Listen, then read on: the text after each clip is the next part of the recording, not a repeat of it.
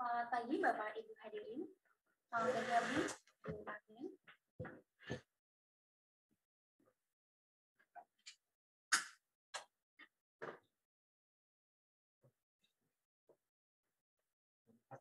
Izin Bapak Ibu hadirin untuk dapat kami mulai.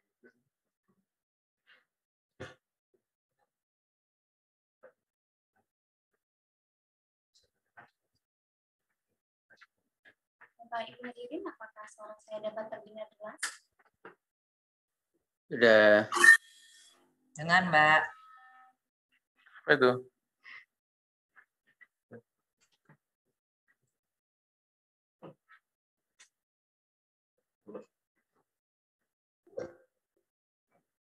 Bapak Ibu hadirin, apakah suara saya dapat terdengar jelas?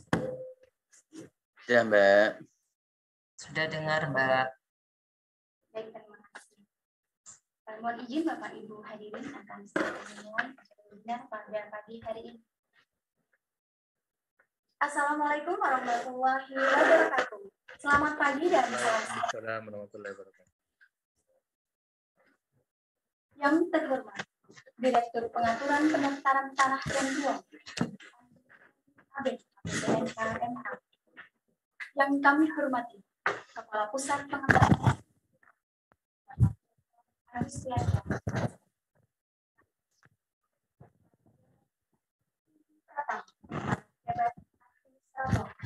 pejabat pengawas tamu undangan dan para hadirin serta peserta webinar. Selamat datang di acara webinar bertemakan kepesertaan BPJS Kesehatan dalam layanan pendaftaran peralihan hak atas tanah atau hak milik atas satuan rumah susun karena jual beli. Bapak Ibu yang kami hormati, susunan acara webinar pada hari ini yang pertama, pengarahan dan sambutan webinar yang nantinya akan disampaikan Kepala Pusat Pengembangan Sumber Daya Manusia, Bapak Dr. Agustias, SFIP, SKMD. Selanjutnya, pemberian materi oleh narasumber webinar kita hari ini yang sedianya akan disampaikan oleh Bapak Insinyur Suyus Pinggayani, MAPPSC, selaku Direktur Jenderal Penetapan Hak dan Pendaftaran Tanah. Namun karena kesibukan dan adanya kegiatan yang tidak dapat diwakilkan, maka dari itu narasumber kita pada hari ini akan diwakilkan oleh Direktur Pengaturan Pendaftaran Tanah dan Ruang, Ibu Andi Tendri Abid, APPNH. Dan sebagai moderator webinar hari ini, kita akan dipandu langsung oleh Pak Inyo Pensarhetari, APPNH. Bapak Ibu yang kami hormati, selanjutnya kami persilahkan kepada moderator untuk memandu acara webinar kita hari ini. Tapi sebelumnya, izinkan saya untuk membacakan kurikulum vitae dari beliau. Beliau dengan nama lengkap Inyo Pensarhetari, riwayat pendidikan terakhir beliau S2 Magister Hukum. Beliau juga telah meraih berbagai penghargaan, sehingga terakhir beliau menjabat sebagai menjadi suara ahli media di PTSDM Kementerian ATR. Kepada beliau, Pak Inyo, kami silakan. Silakan.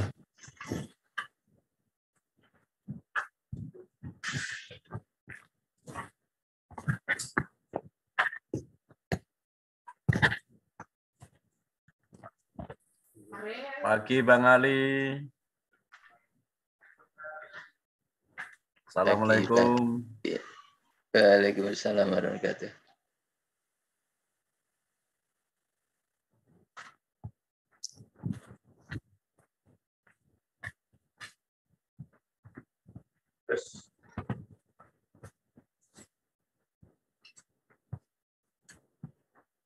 Mohon izin, apakah suara saya kedengaran? Kapan mudik Bojonegoro nih? Putus-putus Pak Inyo.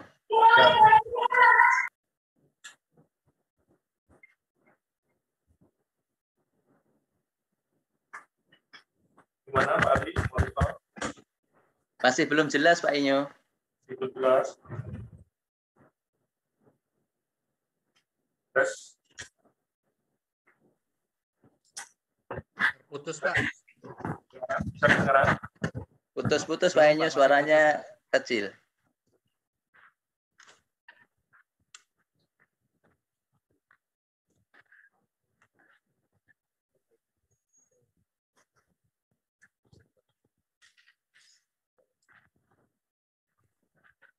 Pak Ali bisa kedengeran? Sekarang agak Oke, bagus, Pak bagus. Inyo. Jelas, Pak. Iya. Sekarang lebih bagus.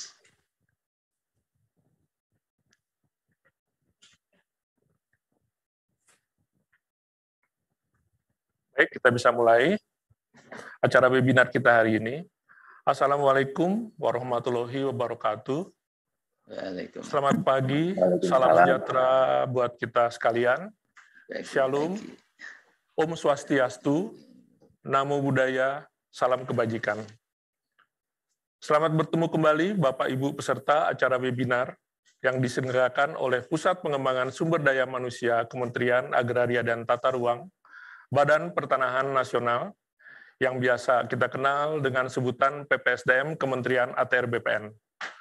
Perkenalkan, nama saya Ijo Hetari, selaku moderator yang memandu jalannya acara webinar hari ini. Saat ini saya sebagai Widyaswara Ahli Madya di Kementerian ATR BPN.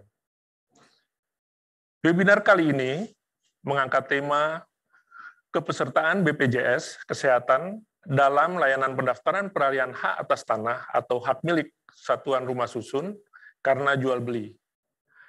Adapun narasumber pada webinar hari ini adalah Ibu Andi Tenri Abeng, APTNH MH. Beliau saat ini menjabat sebagai Direktur Pengaturan Pendaftaran Tanah dan Ruang pada Direktorat Jenderal Penetapan Hak dan Pendaftaran Tanah Kementerian ATR BPN. Bapak Ibu peserta webinar yang saya hormati, sebagai pembuka acara webinar hari ini, mari bersama kita menyimak sambutan dari Bapak Dr. Agustiarsa, SSID, SHMP, selaku Kepala Pusat Pengembangan Sumber Daya Manusia Kementerian ATR BPN, selaku penyelenggara webinar hari ini. Kepada yang terhormat Bapak Agustiarsa, dipersilakan.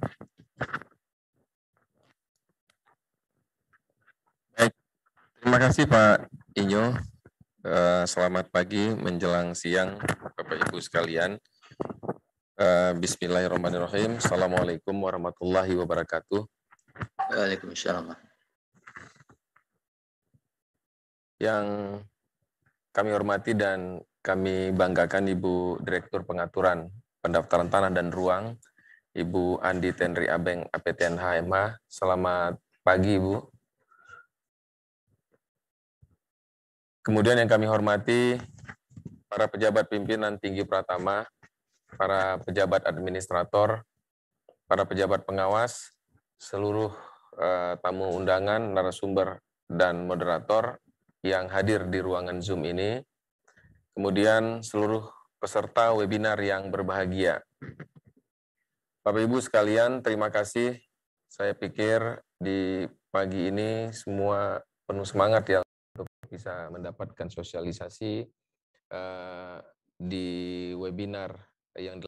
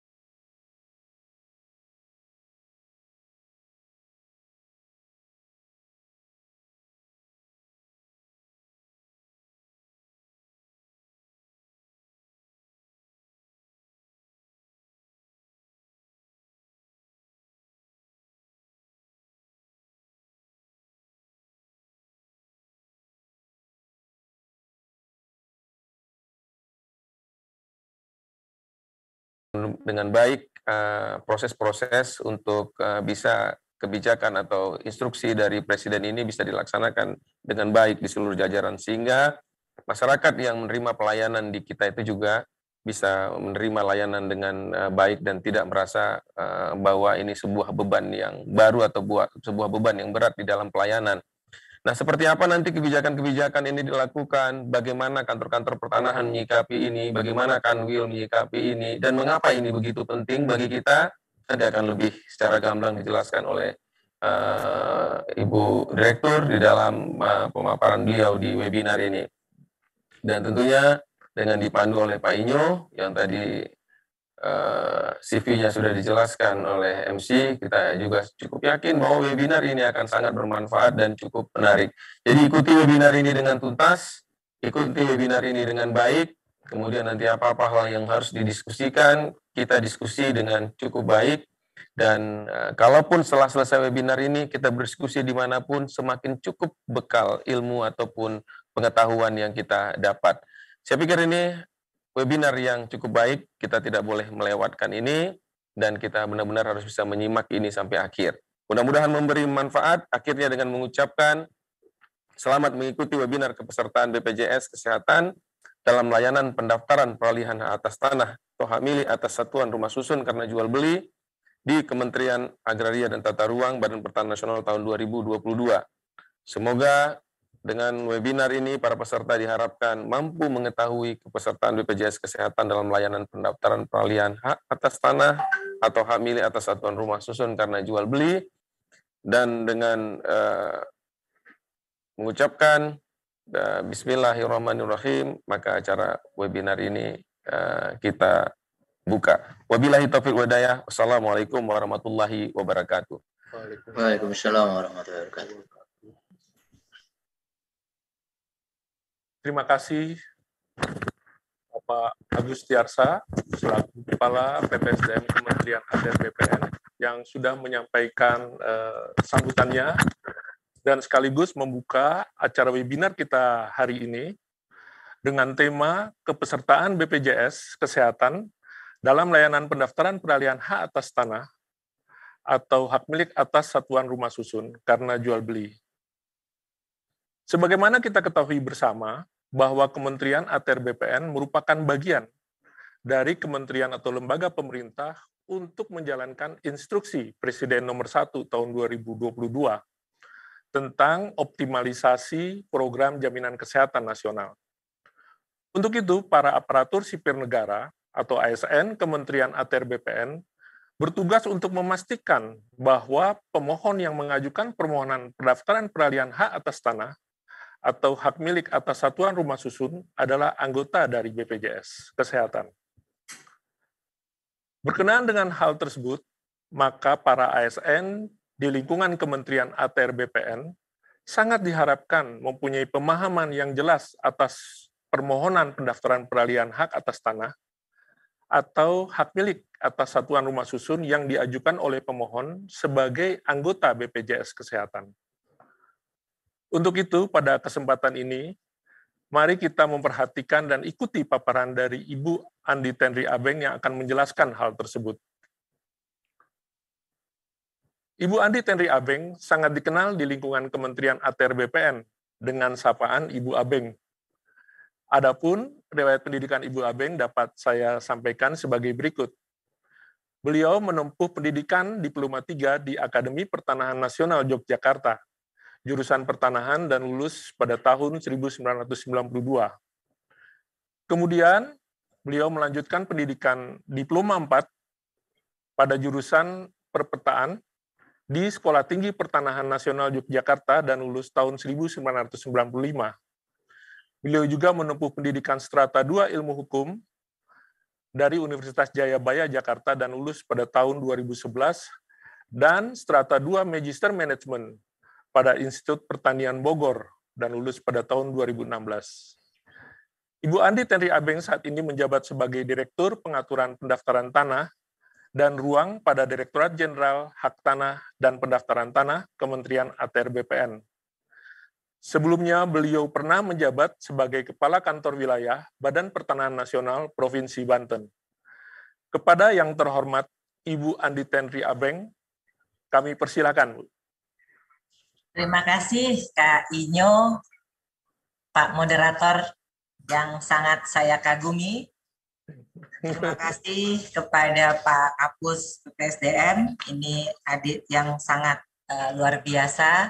Teman-teman semua yang hadir dalam Zoom webinar ini, yang saya tahu semuanya adalah insan-insan Kementerian ATR BPN yang luar biasa, yang sangat humble dan memang menjadi kader-kader kita Kementerian ATR BPN di masa kini dan masa yang akan datang. Saya lihat ini banyak sekali yang hadir, sudah lebih dari 260 peserta dalam webinar ini.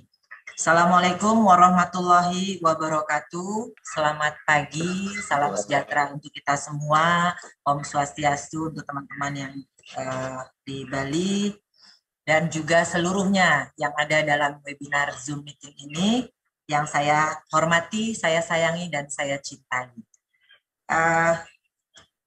Sekali lagi ucapan terima kasih kami sampaikan kepada Bapak Agustiarsa sebagai Kapus PPSDM, penyelenggara webinar ini, memberi kesempatan kepada kita, Direktorat Jenderal PHPT, untuk mensosialisasikan adanya Impres 1 2022 di lingkungan internal, ya, di internal kita sendiri. Terima kasih Pak Kapus, dan minta maaf, memang sedianya Pak Dirjen yang akan menghadiri, akan membawakan sosialisasi tentang Impres ini yang diwajibkan diinstruksikan kepada Kementerian ATR BPN, tetapi karena ada satu hal yang tidak bisa beliau tinggalkan sehingga ditugaskan kepada saya. Saya minta maaf, ini bukan keinginan saya ya Pak Kapus, memang Pak Dirjen tidak bisa mengikuti, sehingga mudah-mudahan tidak mengecewakan pada teman-teman yang hadir, termasuk teman-teman PPSDM. Saya akan mencoba membawakan tentang apa sih itu yang diinstruksikan kepada kita di Kementerian ATR BPN oleh Presiden dalam Impres nomor 1 tahun 2022. Mudah-mudahan semua bisa, suara saya kedengeran nggak? Kak Inyo? Jelas kedengeran, Ibu? Jelas. Ya, jadi memang saat ini kita tuh benar-benar, ini saya juga ada rapat Zoom ini, jadi tapi nggak apa-apa ya, semuanya saya harapkan juga bisa mendengar dan bisa mengikuti apa yang saya sampaikan, dan juga saya harapkan teman-teman BPN seluruh Indonesia yang ada dalam webinar ini bisa menjadi agent kita untuk menyampaikan kepada masyarakat sehingga masyarakat bisa lebih paham, ya, teman-teman bisa lebih paham untuk menjelaskan kepada masyarakat karena adanya tambahan persyaratan dalam pendaftaran peralihan hak atas tanah atau hak milik satuan rumah susun karena jual beli. Oke, saya mulai dari betapa next. Oke, ini bisa kita lihat bahwa pandangan dunia terhadap kita, ya, pelayanan pertanahan kita itu kita tahu bahwa ada EODB, Ease of Doing Business, ya, yang kita ini dalam peringkat kalau di EODB-nya sendiri dengan 10 indikator, kita itu peringkat ke-73 dari 190 negara, ya. Ini apa artinya? Ini adalah kemudahan berusaha di Indonesia, itu indikatornya salah satunya jual beli, kita masuk peringkat 73 dari 990 negara. Masih banyak yang harus kita benahi. Terus kemudian kalau dari urutan ini 106, kita itu adalah urutan 106 di peringkat pendaftaran properti, ranking kita ya, di tingkat pendaftaran properti itu di 106. 106 tuh jauh sekali dari angka 1. Kemudian kalau di ASEAN, Asia Tenggara, kita tuh kemudahan berusaha kita tuh di urutan ke-6. Ya, nah artinya kita masih harus lebih banyak lagi berusaha untuk meningkatkan peringkat ini. Ya, ini teman-teman semua orang BPN ya, Pak Inyo ya? Ya, betul Ibu. Peserta Jadi, dari kenal ya. lingkungan Jadi, ASN Kementerian ya, ATR jadi BPN. saya mau menyampaikan bahwa kita, terutama untuk layanan jual beli, itu dipandang oleh dunia, dihitung ranking-ranking kita, ya. Jadi memang banyak yang masih harus kita lakukan untuk perbaikan, kemudahan berusaha. Ini saya membawa teman-teman semua bahwa ujungnya nanti adalah peralihan hak jual beli yang masuk dalam Inpres. Kemudian next, nah ini hanya contoh ya. Kami memberikan contoh bahwa 6 prosedur dalam IODB 2020 itu harus berlaku selama 28 hari, sangat panjang ya. Terus kemudian cukup tinggi biaya yang dikeluarkan. Nah, nilainya itu 8,5% dari nilai properti. Sehingga kita tadi masuk dalam ranking 106 dunia. Ya, next. Nah,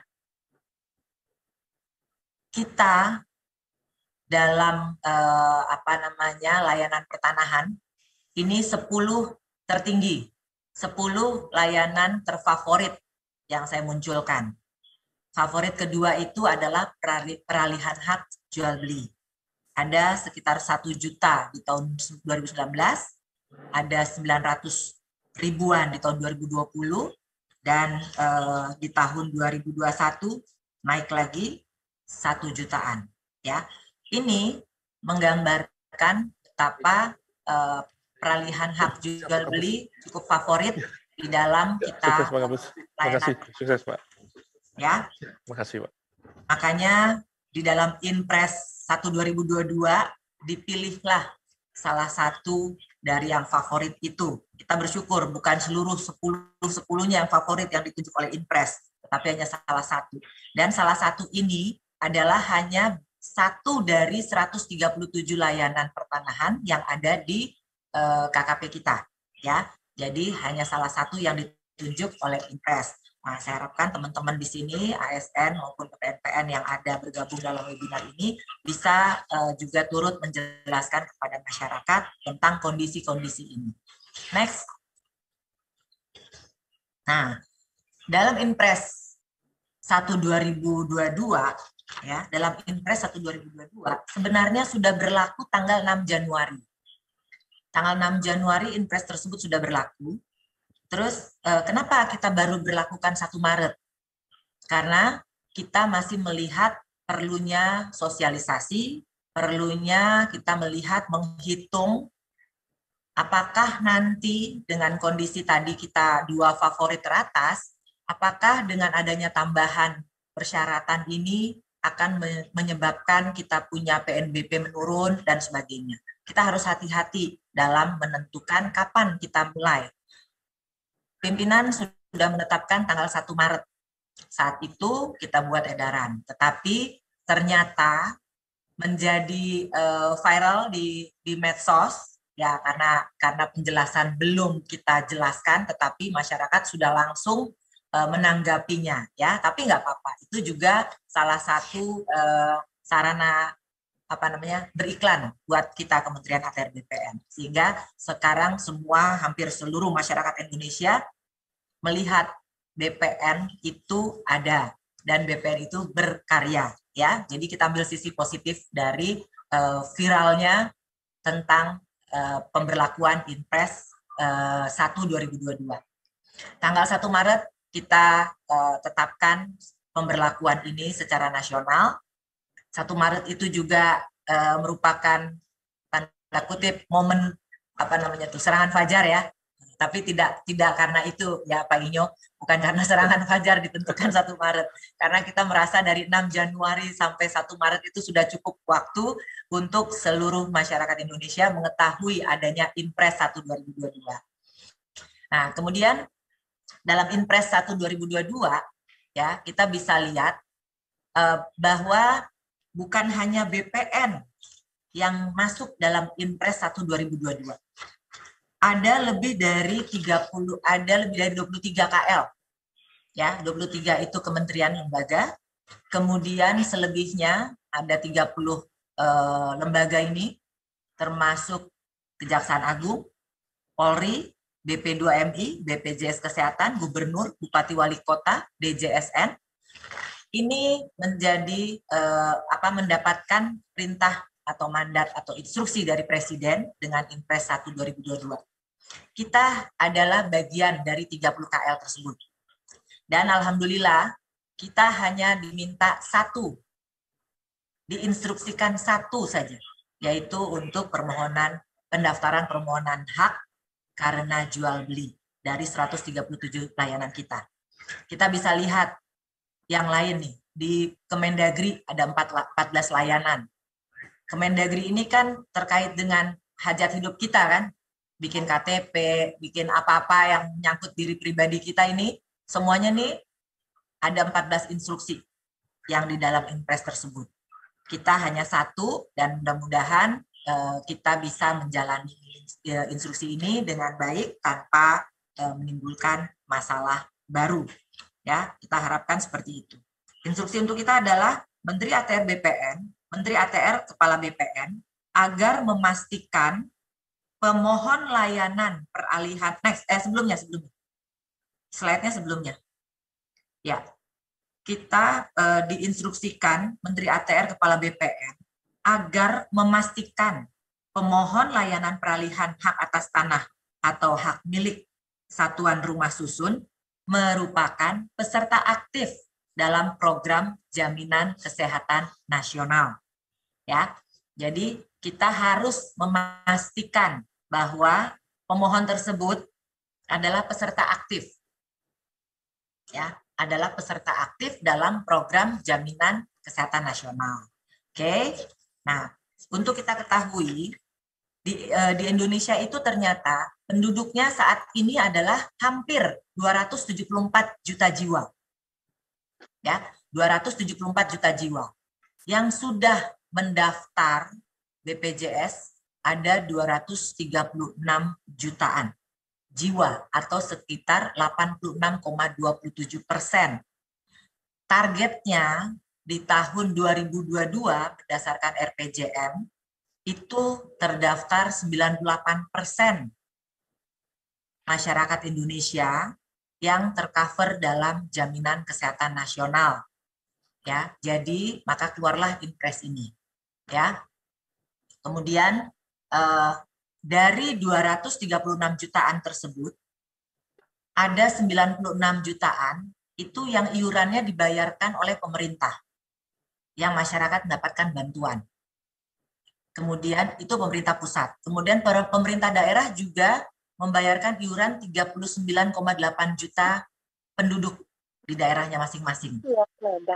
Ya, nah artinya hanya sisa dari 236 juta dikurangi 96 juta sekian, dikurangi 39 juta sekian, itulah yang masuk ke dalam JKN Mandiri.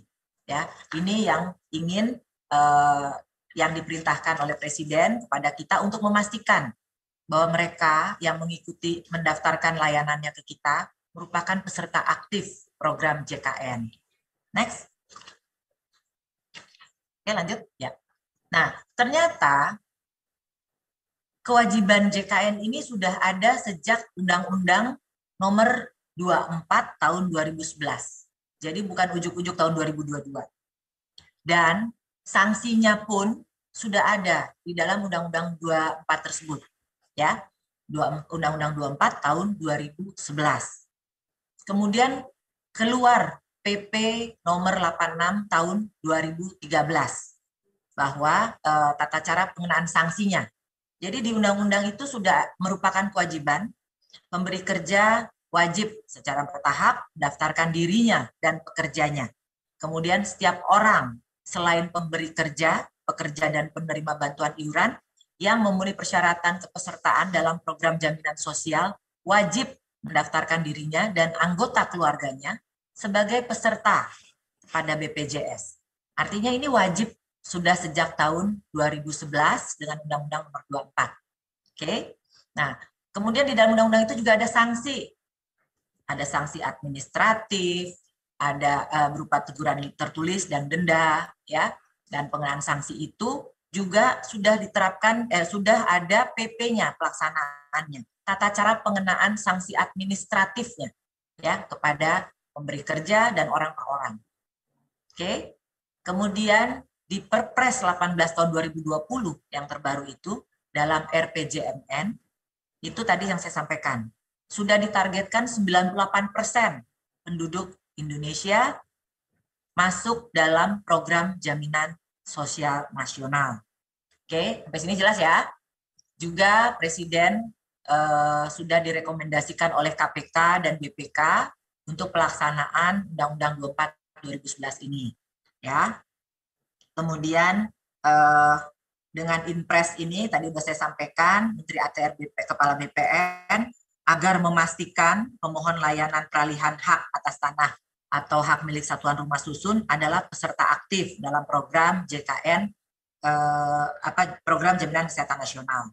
Dikeluarkanlah surat edaran Pak Dirjen untuk menyatakan bahwa Inpres ini sudah kita akan berlakukan. Kemudian surat Dirjen juga, ya, kita sudah mengeluarkan ada 3 surat sebenarnya.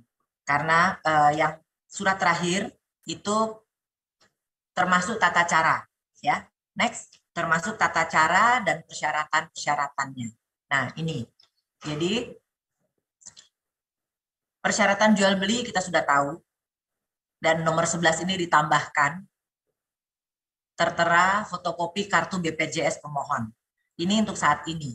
Tapi kalau nanti sistem kita sudah berjalan, saat ini masih dibangun antara BPJS dengan Pusdatin kita. Kalau sudah berjalan tidak perlu lagi menyampaikan fotokopi, ya, kartu BPJS. Nah, fotokopi kartu BPJS ini bagi yang sudah terdaftar. Tapi di dalam edaran kita, dalam edaran Pak Menteri itu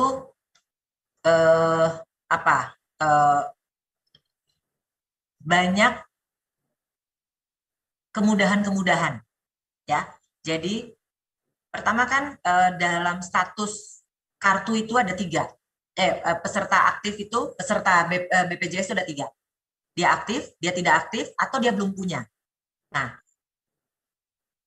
kami, Pak Dirjen dan Pak Pimpinan, Pak Menteri, itu tidak mau menghambat pendaftaran peralihan karena jual beli ini, hanya karena belum adanya kartu BPJS atau kartu BPJS-nya sudah tidak aktif. Ya, jadi semuanya kita layani. Ini teman-teman kantor pertanahan mungkin sudah paham ya. Jadi tidak ada permohonan yang ditolak hanya karena tidak ada atau tidak aktif kartu BPJS. Ya, bagaimana caranya kita membantu kita melaksanakan Inpres ini? Tetap kita daftarkan, kita selesaikan sesuai ketentuan, ya, sesuai SOP kita. Nanti pada saat pengambilan produk itu masyarakat yang belum melampirkan karena belum punya atau tidak aktif, dia bisa melampirkannya pada saat pengambilan produk. Nah, itu nanti saya akan jelaskan di bagian belakang. Terus teman-teman bisa melihat gambar ini. Ya, gambar ini. Ini merupakan kartu Indonesia Sehat yang hijau. Kartu identitas lainnya seperti kita Kementerian ATR BPN yang PNS tentunya banyak yang belum punya BPJS. Tapi kita pasti punya ASKES. Nah, ini sama. Di dalam di dalam sistemnya BPJS, kalau kita membawa ASKES dia langsung terkonek. Jadi nomornya ini ASKES kita sudah masuk ke dalam data JKN dalam BPJS. Jadi tidak harus kepesertaan BPJS itu dengan kartu BPJS kesehatan ini. Kita pegawai negeri bisa dengan ASKES. Kemudian kalau yang sudah punya kartu Indonesia Sehat itu lebih baik. Jadi semua tidak ada yang ditolak sepanjang dia merupakan jaminan kesehatan nasional. Ya, sampai di sini teman-teman paham ya? Terutama kita nih PNS. Jadi tidak perlu juga kita mengganti kartu. Ya, kalau Kak Inyo masih pegang ASKES, nggak usah buru-buru ke BPJS untuk ganti kartu karena sistemnya sudah nyambung. Ya, Jadi jenis-jenis kartu ini semua merupakan jaminan kesehatan nasional, jadi diterima dalam proses pendaftaran peralihan hak. Nah, prinsip-prinsip yang kita terapkan adalah bahwa pertama, dalam Inpres itu yang diberlakukan hanya pendaftaran peralihan karena jual beli. Nah, ini masih banyak teman-teman di daerah bertanya ke saya. Kalau hibah gimana? Kalau waris bagaimana? Ya nggak dapat, yang nggak masuk, nggak wajib. Yang wajib hanya peralihan karena jual beli. Ya. Jadi selain pendaftaran peralihan karena jual beli tidak diwajibkan. Terus banyak PPAT juga bertanya, kenapa menjadi tambahan syarat bagi mereka? Inpres ini tidak memerintahkan atau menginstruksikan kepada PPAT. Jadi Inpres ini tambahan persyaratan ini tidak menghambat sama sekali dalam pembuatan akte jual beli oleh PPAT. Karena tidak dipersyaratkan dalam membuat akte. Yang dipersyaratkan melampirkan atau sebagai peserta aktif BPJS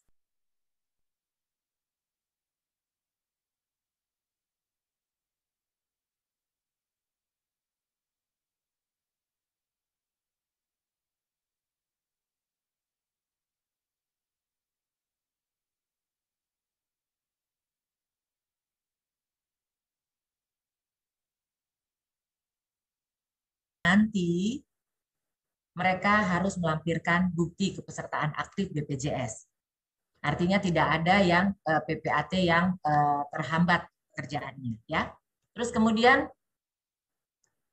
apa nih? Dikenakan persyaratan kepesertaan ini hanya dikenakan kepada pembeli. Jadi kalau teman-teman Kanta, kalau masyarakat datang, dia yang diwajibkan kita minta kartu BPJS-nya atau kita lihat kepesertaan aktifnya itu hanya pembeli. Penjual dan sebagainya sudah tidak. Ya, hanya pembeli yang dilampirkan.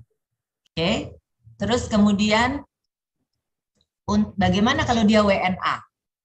Kalau WNA yang wajib adalah yang sudah bekerja paling singkat 6 bulan. Paling singkat 6 bulan. Kalau dia belum 6 bulan, dia tidak masuk dalam kewajiban di Undang-Undang 24 yang tadi saya sampaikan, ya. Jadi kita nggak usah memaksakan. Kalau pembeli hak pakai adalah WNA, dia baru prolekitas, dia belum 6 bulan di sini, jangan dipaksa minta BPJS-nya sampai nggak bisa didaftarkan, jangan. Dia belum wajib, dia tidak terkena dalam instruksi ini. Terus bagaimana kalau dia badan hukum? Badan hukum tadi saya sudah sampaikan bahwa pemberi kerja wajib ya memiliki BPJS dirinya dan pekerjanya.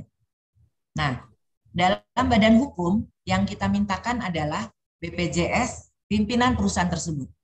Ya, salah satu direksi yang mewakili direksi, direktur yang mewakili direksi itu yang bertanda tangan di akte juga bisa. Itu yang kita mintakan kepesertaan keaktifan BPJS. Ya, jadi teman-teman Kanta udah clear di ini ya, di hal ini ya. Terus kemudian ini tadi yang saya sampaikan. Apabila pada saat penyampaian berkas pemohon belum dapat melampirkan kartu BPJS itu karena dua hal. Pertama karena sudah tidak aktif karena tidak bayar jadi tidak aktif, atau memang belum. Nah, itu tidak boleh dihambat. Tetap kita proses sepanjang semua sudah memenuhi syarat di 1/2010. Ya, tetap diproses, tapi nanti di Pusdatin sudah membuat di dalam kalau dia belum aktif atau dia belum punya, di dalam kartu STTD tanda terimanya itu ada note. Ada note bahwa pada saat pengambilan itu harus melampirkan bukti keaktifan dari kartu BPJS.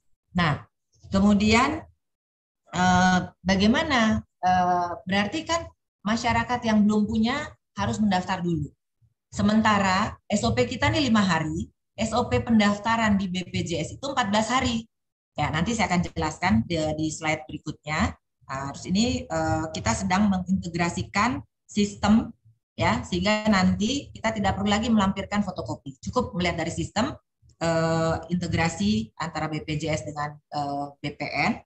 dengan KKP kita sehingga akan lebih memperlancar proses di loket. Next, ini saya lanjutkan. Nah, ini kalau dia begitu mendaftar, dicek dalam portalnya BPJS, ternyata statusnya tidak aktif itu artinya ada tunggakan. Jadi tidak diaktifkan lagi. Nah, sementara untuk mengaktifkan mereka itu harus membayar. Tidak semua orang mampu membayar lunas karena mungkin tunggakannya udah sekian tahun. Ada kebijakan di BPJS itu dengan pembayaran bertahap. Mereka istilahkan dengan rehab. Ya. Sampai 24 bulan. Nah, artinya begitu masyarakat membayar cicilan pertama, note yang ada di tanda terima itu sudah menjadi gugur sehingga pada saat selesainya sertifikat diproses bisa diambil cukup dengan memperlihatkan bukti bayar cicilan pertama. Ya, Pak teman-teman Kanta udah clear ini ya. Terus kemudian kalau data tidak ditemukan pada saat di portal, data tidak ditemukan, itu artinya belum menjadi peserta. Nah, untuk menjadi peserta, dia bisa masuk ke dalam web service-nya BPJS, mendaftar online. Kemudian kita tidak usah tunggu sampai selesai pendaftaran itu, dia mendapatkan kartu baru, terus dia bawa ke kita dengan posisi aktif. Tidak perlu. Cukup masyarakat membawa screenshot atau tangkapan layar virtual account. Jadi pada saat masyarakat mendaftar di web service-nya, webnya BPJS, nanti akan keluar virtual account.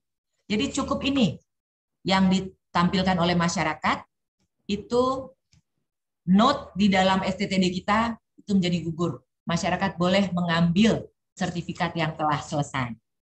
Nah, itu yang saya rasa itu penjelasannya dari setiap webinar maupun sosialisasi yang disampaikan baik oleh Pak Dirjen maupun saya atau Kasubdit. Ini yang kita sampaikan dan ini baru kali ini kita sosialisasi tentang Inpres di webinar ini untuk internal kita. Terima kasih sekali kepada Pak Kapus dan jajaran karena kita memang terlupa. Kita sudah sosialisasi ke PPAT, kita sudah sosialisasi ke masyarakat umum, tetapi ke internal kita kecuali di lingkungan PHPT, ini kan seluruh ya, bukan hanya PHPT.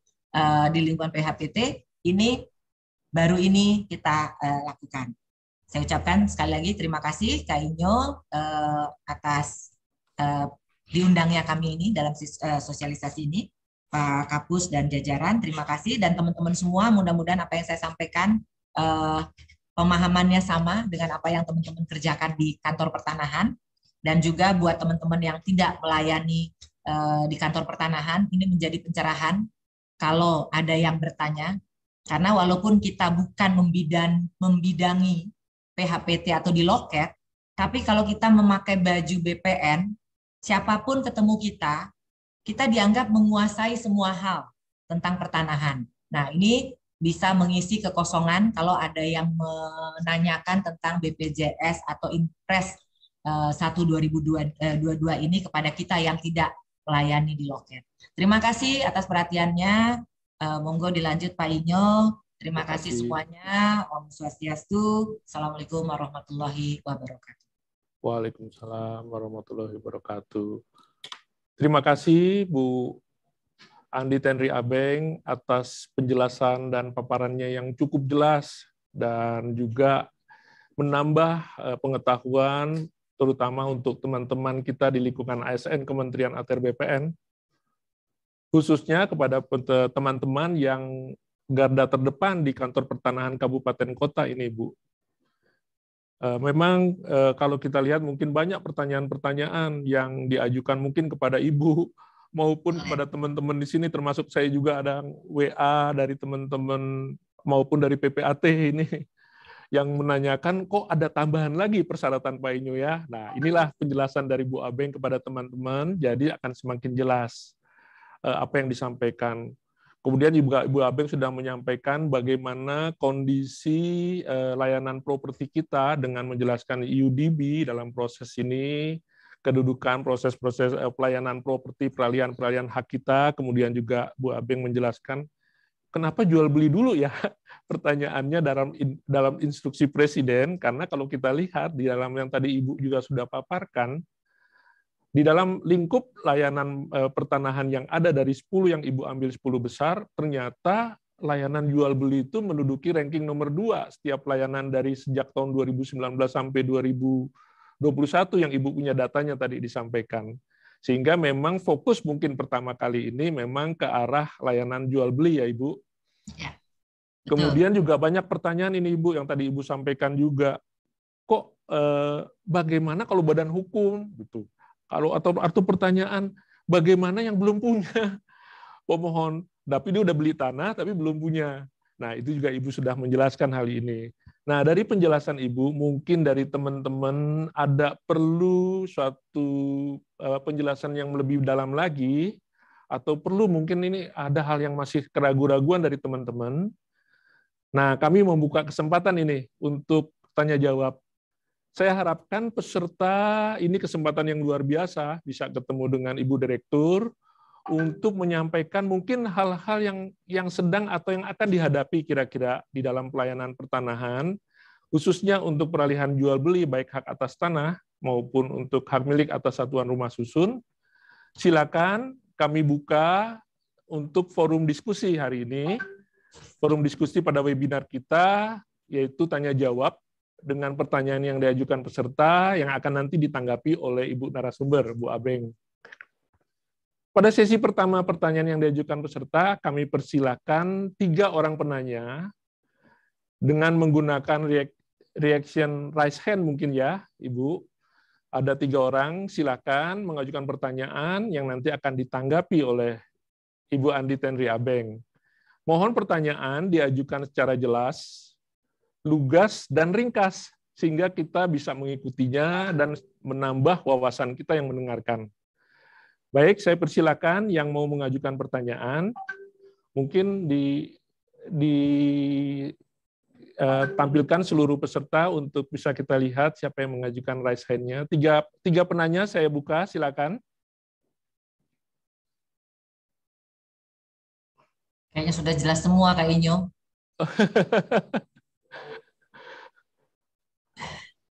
Oh, Pak Ali. Oh, ada Pak Ali Hindarto. Beliau Widya Iswara di PPSDM, sahabat saya ini, Bu Abeng. Sahabat saya juga Pak Inyo. Saya persilakan Pak Ali Hindarto untuk mengajukan pertanyaannya. Silakan Ibu Bapak. Terima kasih Pak Inyo, Bu Abeng, luar biasa penjelasannya. Dari penjelasan Ibu tadi disampaikan terkait dengan salah satu persyaratan untuk jual beli pendaftaran untuk karena peralihan hak karena jual beli adalah melampirkan BPJS ya. Sebagaimana Ibu jelaskan juga bahwa keanggotaan BPJS ini kan ada yang aktif dan tidak aktif ya. Dengan melampirkan fotokopi fotokopi tanpa kita mengecek misalnya untuk nomornya BPJS di BPJS, kita tidak akan mengetahui bahwa pesertanya apakah aktif atau non aktif ya. Kalau hanya sekedar misalnya melampirkan kartunya ya, kecuali kita mengecek di websitenya BPJS, kita akan mengetahui bahwa peserta ini aktif atau non aktif. Berikutnya yang berikutnya tadi, apabila belum mempunyai kartu itu bisa dilampirkan ya. Proses pendaftaran tetap dilakukan, tapi pada waktu pengambilan produk nanti baru melampirkan kartu BPJS-nya sebagai bukti, misalnya kalaupun belum jadi maka bukti pendaftaran BPJS. Dan apabila tidak aktif, bisa yang pertama tadi Ibu, yaitu karena ada cicilan ya, ada misalnya kalau dia ada tunggakan maka dia ada cicilan, yang penting dia ada cicilan, misalnya ada pembayaran cicilan tahap pertama misalnya dilakukan. Begini Ibu, misalnya yang terakhir tadi misalnya dia melampirkan tapi pada waktu pengambilan produk ternyata dia belum melampirkan kartu BPJS-nya karena dia misalnya belum mendaftarkan ya. Apakah ini tetap misalnya pada waktu produk selesai, apakah kalau dia mengambil, apakah produknya bisa diambil atau tidak? Kalau tidak, sudah barang tentu dia menjadi tunggakan misalnya karena menjadi tunggakan BPN karena produk belum disampaikan. Apakah ini tidak akan merugikan misalnya merugikan BPN ya karena produk ya dia sudah melebihi SOP, melebihi waktu penyelesaiannya karena ada proses tambahan atau persyaratan tambahan adanya kartu BPJS. Terima kasih, Ibu. Terima kasih Pak Ali atas pertanyaannya. Jadi ada dua Pak Ali ini menanyakan Ibu mengenai peserta aktif dan tidak aktif. Sudah ada apakah dapat dijelaskan lebih lanjut kemudian Ibu. Yang kedua, kalaupun misalnya dia bukan peserta yang belum menjadi anggota, tetapi produk sudah jadi. Karena ini proses memakan waktu misalnya, sehingga menjadi tunggakan kantor pertanahan. Itu mungkin Pak, inti dari pertanyaan Pak Ali, dua pertanyaan itu. Silakan Bu Abeng untuk penjelasannya. Silakan Ibu. Terima kasih Pak Ali.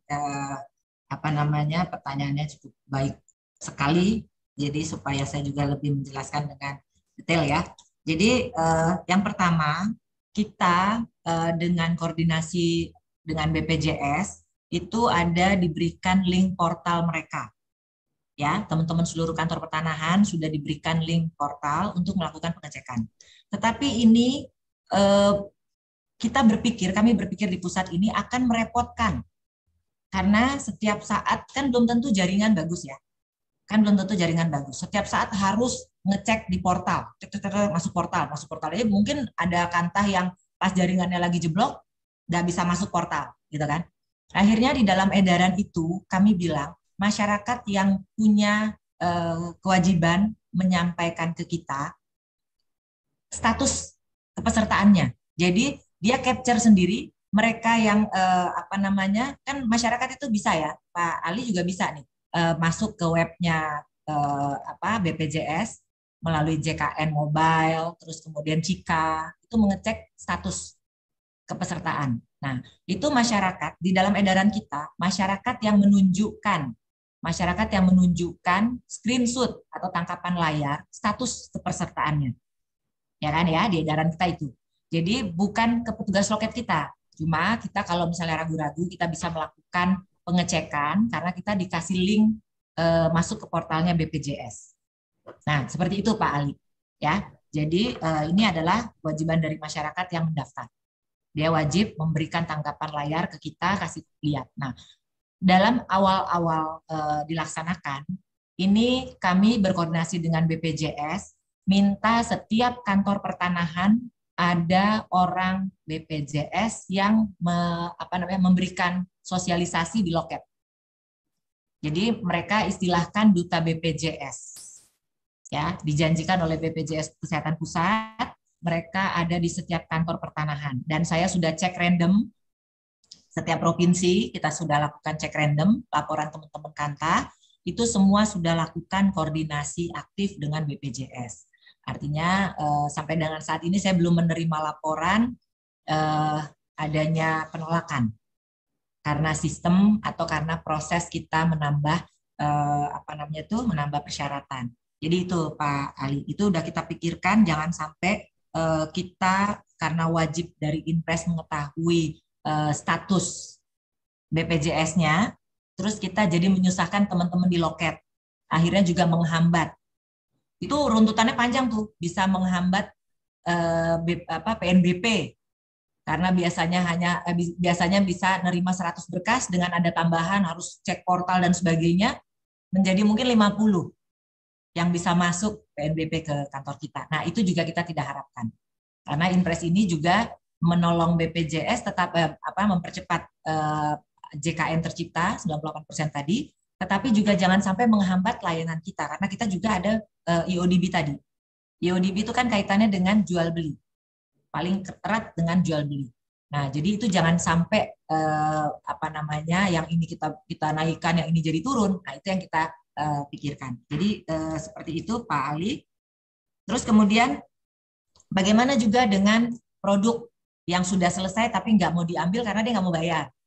Kan bisa ya, wah saya belum punya uang, walaupun ini cicilannya pertama, maksudnya dengan cicilan boleh, saya belum punya uang, udah biarin aja, yang penting udah masuk di BPN. Kan terkadang juga kita begitu ya. Nah, jadi teman-teman di Pusdatin itu sudah sampai masyarakat, kantor pertanahan boleh sampai klik 208. Yang tidaknya itu hanya 301A, Pak, pengambilan. Artinya tidak ada tunggakan yang terjadi. Kalau memang dia 5 hari harus selesai, 5 hari selesai, tetapi tidak boleh diambil. Nah, jadi kita tidak menghambat sama sekali proses di loket maupun di back office. Tapi pada saat mau ngambil harus nunjukin. Kan kalau mau ngambil itu hanya 301A, Pak. Tidak terkait dengan tunggakan. Nah, itu saja. Nah, itu mungkin Pak Ali yang bisa saya sampaikan. Ya, terima kasih Bu Abeng atas penjelasannya. Baik, teman-teman, mungkin ada pertanyaan lagi, silakan mengajukan menekan raise hand. Saya lihat. Kayaknya Pak Ali masih mau nanya nih. Baik, Bu Abeng, tapi kalau di link Pigeon yang kami siapkan untuk pertanyaan melalui link Pigeon ini ada beberapa pertanyaan, Ibu, sambil kita menunggu yang menyampaikan raise hand.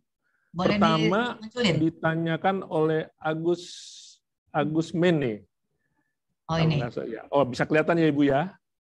Beliau menanyakan izin bertanya Bapak narasumber. Oh, mohon maaf hari ini Ibu narasumber Pak Agus.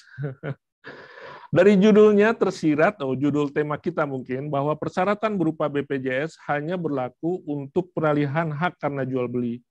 Kenapa hanya itu tidak meliputi peralihan lain? Apa filosofinya? Waduh, sudah masuk ke filosofi ini Bu Abeng, pertanyaannya dari Pak Agus. Kemudian yang kedua dari Iwan Yustiawan Adiaksa. Beliau menanyakan izin bagaimana apabila proses jual belinya berdasarkan KPR. Apakah lebih baik sosialisasi aktif kartu BPJS diterapkan juga oleh pihak perbankan? Pertanyaannya itu, Bu. Yang diajukan oleh Iwan Yustiawan. Kemudian, Iwan ada lagi pertanyaan dia, menyampaikan apakah dengan adanya perbedaan SOP di BPN dengan yang di BPJS dengan indikator kartu aktif dapat menyebabkan adanya tunggakan pelayanan terutama pada saat di loket penyerahan. Mungkin sudah dijelaskan tadi, hampir sama dengan pertanyaan Pak Ali Hindarto tadi, Pak Iwan, untuk pertanyaan yang keduanya ini. Kemudian ada Bu Titi Reviandini.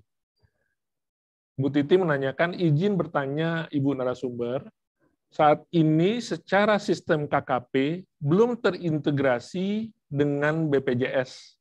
Nah, ini mungkin Bu Titi ini tugas di kantor pertanahan mana agar dapat dimonitor oleh teman-teman Pusdatin nantinya. Bagaimana cara petugas loket yang menerima berkas memastikan kebenaran fotokopi kartu BPJS yang dilampirkan? Itu dari Bu Titi Reviandini, Ibu. Ini saya bacakan juga ya, sekaligus masih ada 3 lagi nih, Bu. Kemudian ada Haris Restivo. Izin bertanya untuk pendaftaran tanah apakah perlu melampirkan nomor BPJS-nya atau harus dengan kartunya? Terima kasih. Kemudian Normaya menanyakan, mohon izin bertanya, untuk peralihan hak jual beli yang pembelinya adalah beberapa orang, apakah wajib melampirkan semua fotokopi kartu peserta BPJS atau boleh hanya diwakili 1 orang pembeli? Nah, ini menarik juga ini Ibu, pertanyaannya kalau pembelinya ini merupakan kepemilikan bersama. Kemudian satu lagi dari Bapak Muhammad Iqbal. Peserta, kebetulan Pak Iqbal kalau nggak salah ini peserta PKA, pelatihan kepemimpinan administrator sekarang Bu, lagi mengikuti pelatihan, beliau juga ikut webinar kita. Izin bertanya agak teknis, bagaimana jika terdapat pemohon peralihan karena jual beli, di mana pembeli adalah karyawan pada perusahaan yang telah ditanggung oleh asuransi kesehatan lain. Jadi dia sudah mengikuti asuransi kesehatan lain, apakah tetap harus diwajibkan mengikuti menunjukkan kartu BPJS-nya? Ini Bu, pertanyaan dari Pak Muhammad Iqbal. Ya, menarik juga ini, Bu. Karena banyak mungkin... Diulang, Pak Inyo, yang Muhammad Iqbal yang mana? Izin bertanya. Nomor ini, yang di atas ini, Bu. Yang mungkin bisa ada di share itu, Bu. Di mana pembeli adalah karyawan pada perusahaan yang telah ditanggung oleh asuransi kesehatan lain. Ya, itu. Oke. Itu beberapa pertanyaan saya borong ini, Bu, saya sampaikan, berarti bisa kelihatan ini mulai dari bawah nih, Bu. Mulai dari bawah. Silakan mungkin diturunin sedikit, Mas Hafiz, biar Ibu bisa ikuti ya. Ini saya urut dari bawah, Bu, pertanyaannya. Ya, silakan Ibu. Oh, udah langsung jawab ya. Oke. Ya. Yang pertama, ini di paling atas Pak Agus. Yang tadi Pak Iwan mana? Oh ini apa? Tadi Pak Agus mana tadi? Pak Agus pertanyaannya mana? Agus main ya? Ya, Agus main, Bu. Agus main. Agus pikiran. Pikiran. Oke. Apa filosofinya? Kalau nanya filosofinya kenapa jual beli itu nanti itu tanya ke Pak Presiden karena beliau yang mengeluarkan impres. Tetapi saya menjelaskan tadi kemungkinan kenapa dipilih karena saya terus terang tidak tahu impres ini prosesnya bagaimana. Yang jelas setelah jadi impres itu kami baru tahu. Jadi kalau tadi saya menganalogkan, tadi sudah dijelaskan juga oleh Pak Inyo, ya saya sudah jelaskan awalnya, kemudian ditegaskan oleh Pak Inyo, karena peralihan hak ini top 10 yang nomor 2 dari layanan pertanahan kita, gitu ya. Kalau saya melihatnya itu, maka dipilih. Kita bersyukur hanya 1, jadi tidak terlalu merepotkan. Ya, Pak Agus, kalau misalnya 10 top 10 ini harus dengan BPJS, betapa rumit, tambah rumit gitu ya. Nah, tapi kalau ditanya apa filosofinya, apa ya Pak Inya, bisa dibantu ya? Kami hanya bisa menjelaskan secara teknis yang ada di kita dari data-data. Tapi kalau secara filosofi, boleh tanya ke Pak Presiden. Oke ya, mohon maaf Pak Agus. Ini Pak Agus dari kantah mana ya? Atau dari orang luar? Pak Agus masih pikiran, Bu, karena Agus main orang pusat, Bu.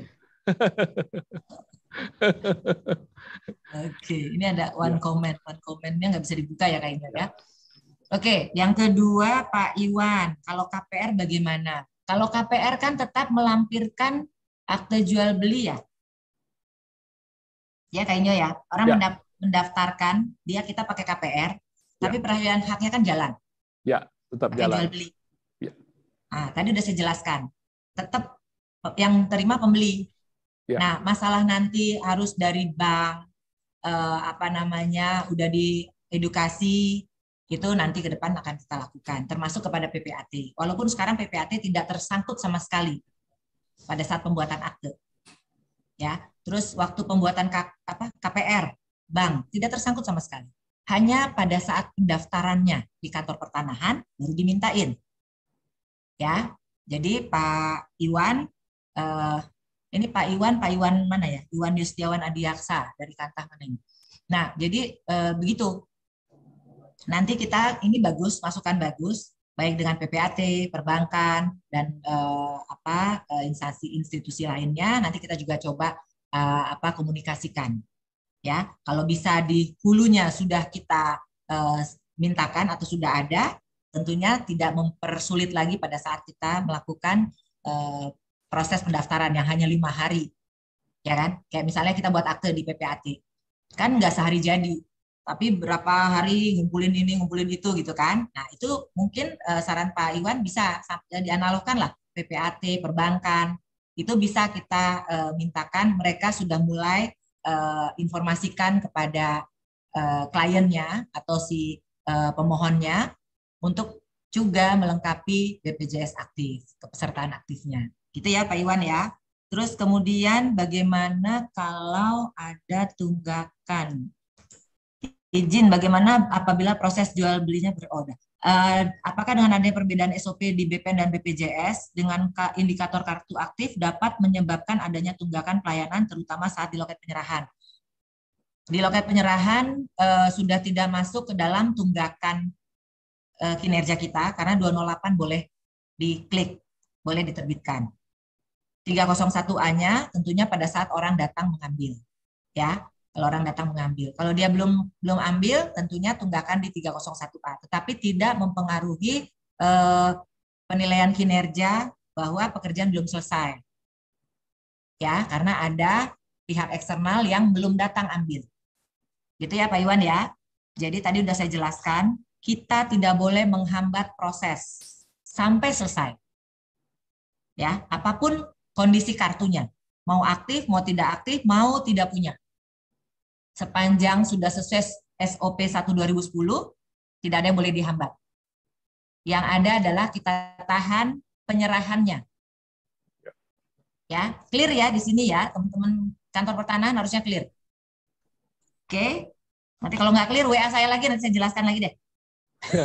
Ya, oke. Siap, Bu. Ya, siap. Kemudian Bu Titi Reviandini. Ini kayak ada nama PPA ini. Izin bertanya, apa saat ini secara sistem KKP oke? Tadi saya sampaikan di slide nomor bahwa akan diintegrasikan antar sistem BPJS dengan KKP. Dan saat ini Pusdatin dengan BPJS lagi intens menyiapkan sistem. Juga teman-teman dari Biro Ren dan kami semua sebagai narasumbernya itu juga sedang menyiapkan MOU dan PKS. Jadi sistem ini kalau mau host to host itu harus ada PKS, harus ada MOU. Nah, ini sedang disiapkan. Kita harapkan secepatnya selesai. Nah, selama belum ada sistem, tadi saya sampaikan, kalau tadi tercatat bahwa pemohon melampirkan kartu. Padahal di edaran itu kartu lagi apa namanya fotokopi. Nah, itu di edaran cukup melampirkan fotokopi screenshot ya. Di edarannya Pak Dirjen itu jelas disebutkan bahwa pemohon itu melampirkan screenshot atau tangkapan layar itu deh bahasanya. Ya, melampirkan screenshot. Nah, masyarakat itu ya peserta JKN ini bisa mengakses melalui mobile JKN, melalui Cika, Chat Assistant JKN yang dengan WA. Itu langsung terjawab. Statusnya aktif, tidak aktif, atau tidak ditemukan. Tadi sudah saya sampaikan di slide terakhir. Ya, Pak Bu Titi ya? Bu Titi. Jadi untuk yang integrasi KKP dengan sistem BPJS masih dalam proses. Sementara ini kita hanya mengandalkan screenshot. Kalau kita tidak yakin, kan di screenshot ini sebenarnya tidak bisa dibohongin. Tapi kalau orang mau bohong bisa-bisa saja. Ya, kalau kita tidak yakin, kita bisa mengakses melalui portal webnya BPJS yang untuk internal kita. Kalau kita belum punya, teman-teman kantor pertanahan sudah berkoordinasi dengan BPJS. Minta dengan duta BPJS untuk linknya. Dan kami sudah minta untuk duta BPJS ada di kantor pertanahan dalam masa peralihan ini, sebelum sistem jadi. Nah, jadi kalau teman-teman yang masih ada di sini, seluruh kantor pertanahan se-Indonesia ini, kalau ada BPJS yang tidak berkoordinasi ke kita, walaupun kewajiban kita yang koordinasi dengan BPJS di dalam surat edaran Pak Dirjen, itu tolong dilaporkan ke kami. Kalau ada kantor BPJS yang tidak proaktif dengan kantor pertanahan, tolong dilaporkan ya, Bu Titi. Jadi seperti itu dan teman-teman semua.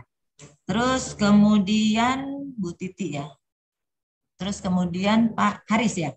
Izin bertanya, untuk pendaftaran tanah, apakah perlu melampirkan nomor BPJS-nya atau harus dengan kartunya? Ini tadi saya jelaskan juga ya. Sudah dijelaskan, udah Bu. Ya. Screenshot tangkapan layar. Di situ udah kelihatan kok. Aktif, tidak aktif, atau belum ada. Mohon izin bertanya, untuk peralihan hak jual beli yang pembelinya ada beberapa orang, apakah wajib melampirkan semua fotokopi kartu BPJS atau kepesertaannya, atau boleh diwakili? Semua. Karena di sini tadi udah saya jelaskan, yang dimintakan kartu BPJS-nya adalah pembeli. Bukan perwakilan pembeli. Berarti semua ini Bu ya? Pembeli. Kalau pembelinya ada 3 ya, pembelinya ada 10 dalam akte. Ya, ini clear ya, karena pembeli. Kalau pembeli artinya semua pembeli. Kemudian izin bagaimana bila proses jual belinya berdasarkan tadi udah saya jawab tadi sudah Ibu. Ya. Ini yang menarik juga Pak Muhammad Iqbal ini Bu bertanyanya. Mana sih Muhammad Iqbal? Paling atas. Yang paling atas ya. Bertanya, agak teknis. Bagaimana jika terdapat pemohon peralihan hak karena jual beli di mana pembeli adalah karyawan pada perusahaan yang telah ditanggung oleh perusahaan kesehatan lainnya. Tadi saya sampaikan contoh-contoh kartu JKN, ya, contoh-contoh kartu JKN. Kalau dia tidak masuk dalam konteks JKN yang harus mewadahi 274 jiwa penduduk Indonesia, ya, itu tidak berlaku. Jadi misalnya perusahaan dia mengambil asuransi swasta. Maksudnya ini kan ya, asuransi swasta, misalnya asuransi kesehatan yang swasta, bukan yang di JKN, itu tidak berlaku.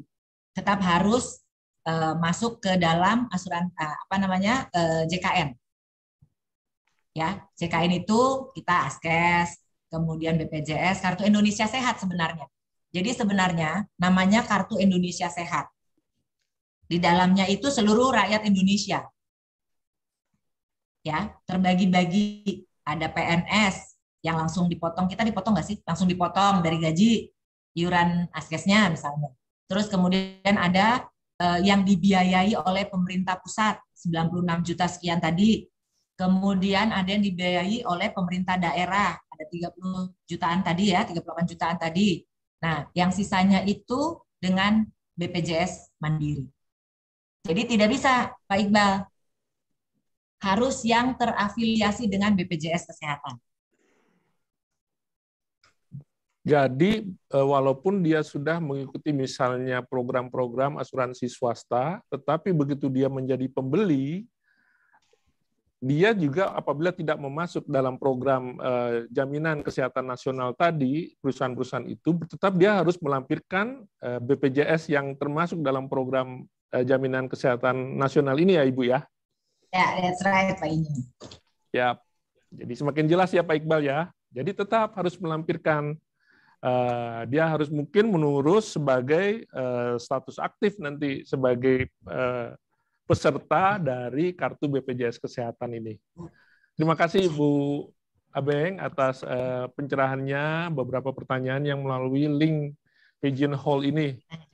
Kemudian ini ada yang raise hand Ibu. Ya. Sepertinya sahabat Ibu ini Bu Anna Anida, Kepala Kantor Pertanahan Kota Cimahi ini. Silakan Bu Anna untuk mengajukan pertanyaannya. Pagi Bu Direktur, pagi Mas Inyo. Selamat pagi Bu Ana. Ibu Kakan cantik. Itu kok suara kepalanya naikkan dikit dong. Nggak kelihatan cantiknya. Nah. Aduh.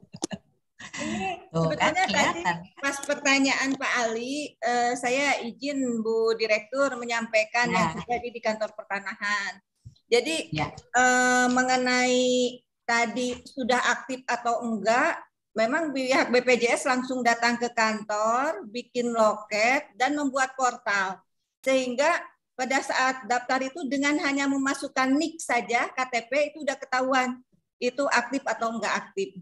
Itu. Oh, ya. Terus yang barusan saya lihat, sekarang di KKP juga mungkin saya lihat kan agak susah ya. Di KKP juga sekarang di print-printan ini sudah terlihat di sini BPJS-nya itu aktif atau tidak aktif. Jadi di KKP sudah ada. Jadi kalau menurut saya nggak ada masalah sama sekali gitu. Alhamdulillah. Bahwa masyarakat dari BPJS-nya sendiri sangat support ke kita dan itu sama sekali kita tidak menghambat peralihan karena semua kita terima. Baik yang belum terdaftar maupun belum aktif semua kita terima.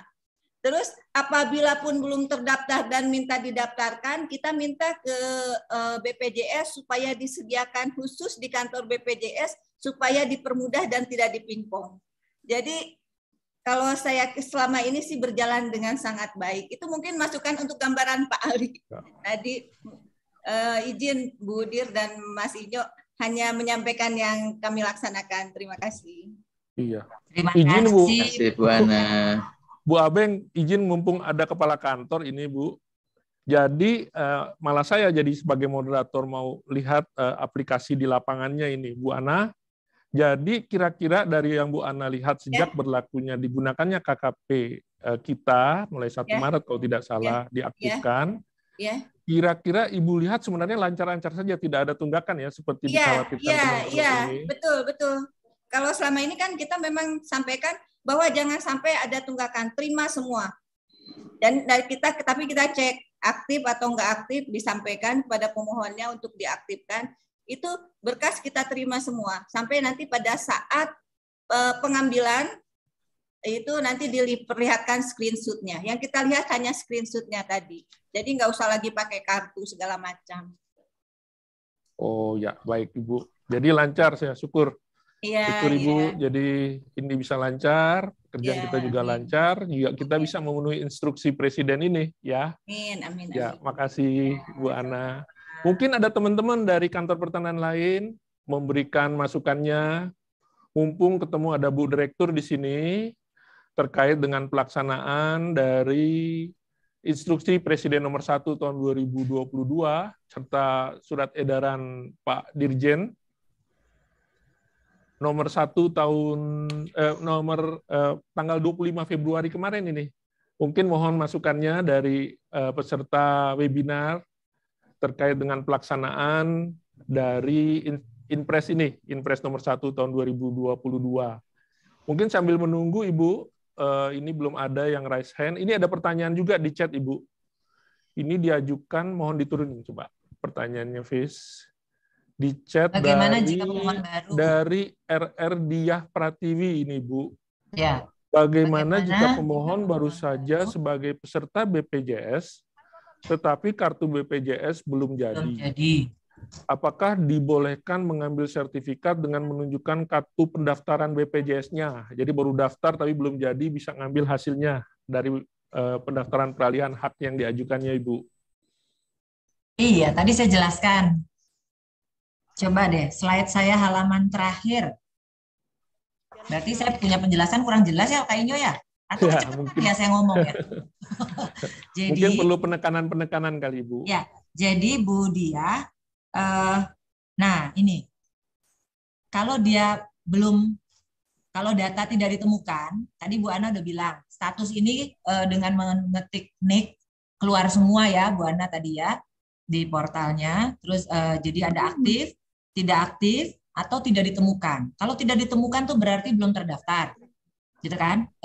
Kemungkinan NIK-nya juga belum valid, atau belum terdaftar. Kalau belum terdaftar, karena proses pendaftaran mereka membutuhkan 14 hari kerja, sementara kita proses hanya 5 hari. Jadi kita hanya mintakan pada saat pendaftaran, mereka tuh akan keluar bukti virtual account. Jadi jangan melihat kelas, seluruh kelas boleh. Walaupun dia datang orang kaya raya, tapi dia hanya ngambil kelas 3, jangan ditolak. Ya, tidak mengenal kelas kita. Nah, ini contoh virtual account.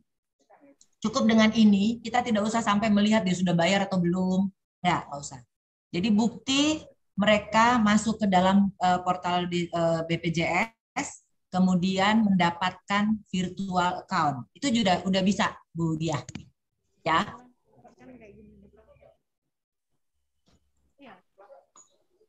Cukup jelas, Bu Dia, yang disampaikan Ibu Direktur. Ya, jadi dengan menunjukkan virtual account aja sudah bisa itu sebagai pendaftar baru di sini untuk mengambil hasilnya. Mungkin tadi bahasa saya begini tadi, menggugurkan tulisan di STTD. Ya. Kan di STTD pada saat pendaftaran ada note. Ya.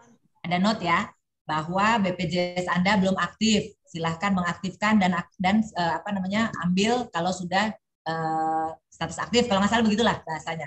Mungkin Mbak Ana bisa memperbaiki. Tapi intinya ada note menyatakan pemohon itu kartunya belum ada atau belum aktif.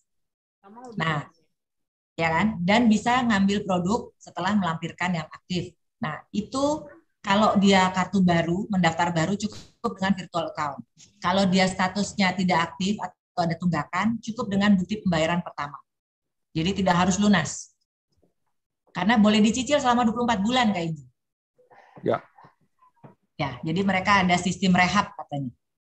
Rencana pembayaran bertahap itu maksimal 24 bulan. Ya, 24 bulan maksimal. Iya. Ya. Baik, Ibu. Itu tadi mungkin bahasa saya yang menggugurkan note. Nah, itu mungkin yang teman-teman, atau mungkin suaranya nggak jelas. Mbak Dia boleh undang saya ke kantor Mbak Dia deh, saya main-main ke tempat Mbak Dia. Baik, Ibu. Cukup jelas ya, Bu Diah ya, apa yang dipaparkan oleh Bu Direktur. Kemudian ini sambil menunggu juga, ini belum ada pertanyaan, Ibu, yang diajukan dengan mengajukan raise hand. Kemudian di Pigeon Hall juga belum ada lagi, Ibu. Kayaknya mungkin sudah semakin jelas ini, Bu, penjelasan dari... Ini ada Bu Diah nih. Makasih, Bu, cukup jelas. Terima kasih, Mbak Dia. Oh, ya. Saya diundanglah ke sana. Nah, Ibu, mungkin kalau saya sambil menunggu, mungkin karena waktu kita masih ada, mungkin Ibu penjelasan mengenai orang asing yang berdomisili di Indonesia ini, Bu.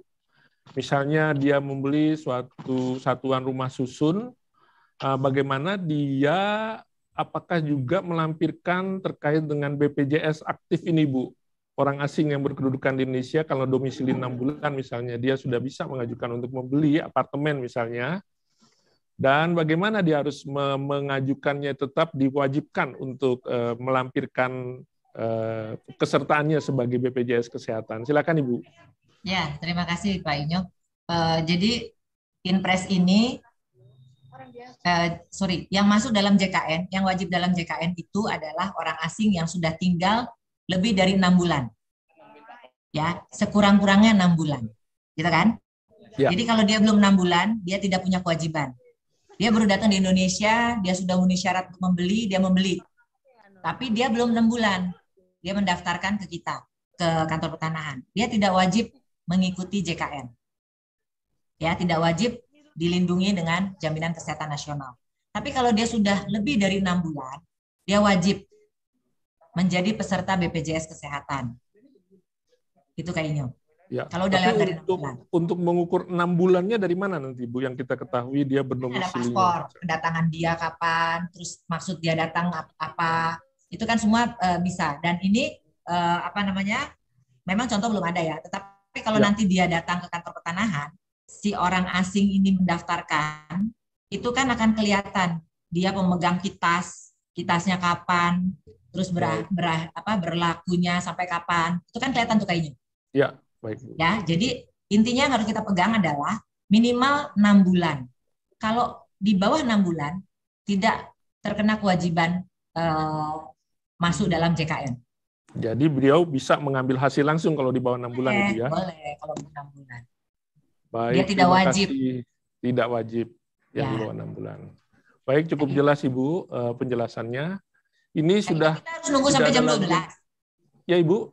Kita harus nunggu sampai jam 12. Oh, ya. Lain. Jangan, Ibu Direktur, luar biasa sibuknya ini, Ibu. Ini saya juga sudah tidak ada lagi yang mengajukan pertanyaan. Kayaknya mudah-mudahan ya. Saya ini boleh cukup jelas. Cukup jelas ini kayaknya seperti Ibu. Mungkin juga sambil menunggu, karena ini adalah program baru dalam pelaksanaannya, mungkin nanti dalam perjalanannya ada perkembangan-perkembangan, mungkin bisa menghubungi di tempat Ibu ya, Bu ya? Hubungi saya langsung boleh. Nomor telepon saya juga mendunia, monggo aja. Saya layani semua. Siap, Ibu. Pasti teman-teman punya lah nomor Bu Abeng. Siapa yang nggak kenal Bu Abeng ya, Bu ya? Ya, enggak. Itu teman-teman, rupanya Ibu Direktur membuka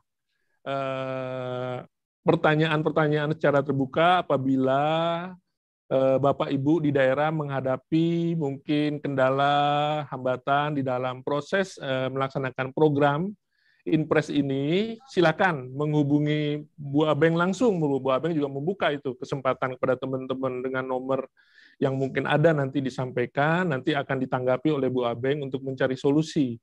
Masalah-masalah mungkin di dalam prakteknya masih menemukan kendala. Terima kasih banyak Ibu udah mau share, berbagi terhadap pelayanan ini, karena ini menjadi pelayanan yang baru, dan ini juga mungkin akan menghadapi tantangan-tantangan, tetapi kita harapkan ini dapat berjalan dengan baik ya Ibu. Amin. Itu yang kita harapkan.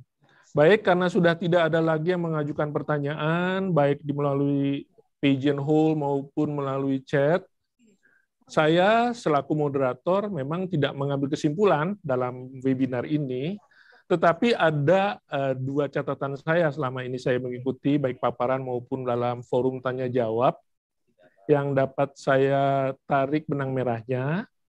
Jadi yang pertama, jadi tindak lanjut dari Inpres Instruksi Presiden nomor 1 tahun 2022 tentang optimalisasi program jaminan kesehatan nasional telah ditindaklanjuti dengan diterbitkannya surat edaran Direktur Jenderal Hak Tanah dan Pendaftaran Tanah tanggal 25 Februari 2022 nomor 5/SE besar garis datar 400.HK.02/2 Romawi tahun 2022 tentang kepesertaan jaminan kesehatan nasional dalam kurung JKN dalam permohonan pendaftaran peralihan hak atas tanah atau hak milik atas satuan rumah susun karena jual beli.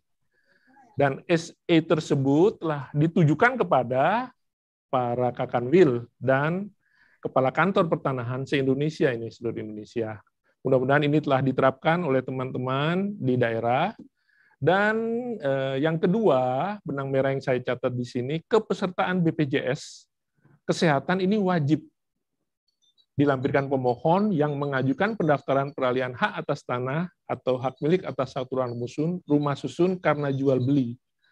Jadi ini sudah jelas, itu dua benang merah yang dapat saya sampaikan pada webinar ini, Ibu dan teman-teman semua.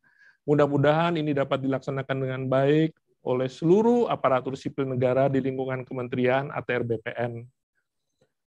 Ini saya ucapkan terima kasih kepada Ibu Andi Tenri Abeng selaku narasumber pada webinar kita hari ini yang diselenggarakan oleh PPSDM Kementerian ATR BPN. Mohon kesempatan nanti lain waktu Ibu, mungkin Ibu nanti akan sering kami undang juga untuk menjadi narasumber untuk kegiatan-kegiatan lainnya berkaitan dengan pendaftaran tanah, Ibu. Ya, setuju kayaknya. Juga kepada Pak Agus Tiarsa, Kepala Pusat Sumber Daya Manusia Kementerian ATR BPN yang sudah membuka acara penyelenggaraan webinar kali ini. Saya mohon maaf Ibu dan teman-teman semua, mungkin sebagai moderator, apabila dalam memandu acara webinar ini ada kesalahan dan kekurangan ataupun tutur kata yang kurang berkenan. Diskusi webinar ini saya tutup dengan mungkin ada satu quote ini, Bu. Saya sering ngumpulin quote-quote. Ini saya kutip dari Steve Jobs, Ibu. Jadi CEO-nya dari Apple yang saya kutip dari Harian Kompas tanggal 8 Agustus 2020. Bunyinya kira-kira begini, Bu. Satu-satunya cara untuk bekerja luar biasa dengan mencintai yang Anda kerjakan. Jika Anda belum menemukannya, carilah, jangan berdiam diri. Jadi memang suatu terobosan-terobosan, suatu kebijakan-kebijakan selalu mendapat tantangan dan kritikan. Dan itu harus kita jalankan karena ini instruksi untuk kepentingan bangsa dan negara. Saya kira itu Ibu penutup saya. Terima kasih, saya akhiri webinar ini. Wassalamualaikum warahmatullahi wabarakatuh. Om Santi Santi Hom. Terima kasih Ibu. Makasih Kak Inyo. Kalau ada masalah kasih tahu saya ya. Ya, Ibu udah membuka waktu itu. Silakan Ibu. Terima kasih banyak Ibu. Ada ya. Terima kasih. Boleh pamit. Terima kasih Pak Inyo. Terima kasih ya. Kak Inyo terima kasih banyak. Terima kasih. Terima kasih. Terima kasih Bu Bapak. Terima kasih. Ya, Liv ya. Ya, terima kasih Bu. Oke.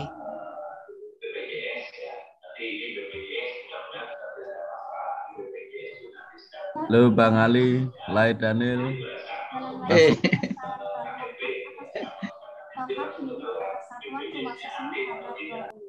Terima kasih kepada para hadirin yang telah bergabung. Salam sehat untuk kita semua, tetap patuhi protokol kesehatan. Semoga Allah selalu memberikan kita barokah pada setiap langkah yang kita. Dari taufiq wal hidayah. Wassalamualaikum warahmatullahi wabarakatuh. Waalaikumsalam warahmatullahi wabarakatuh. Mas Jarwadi.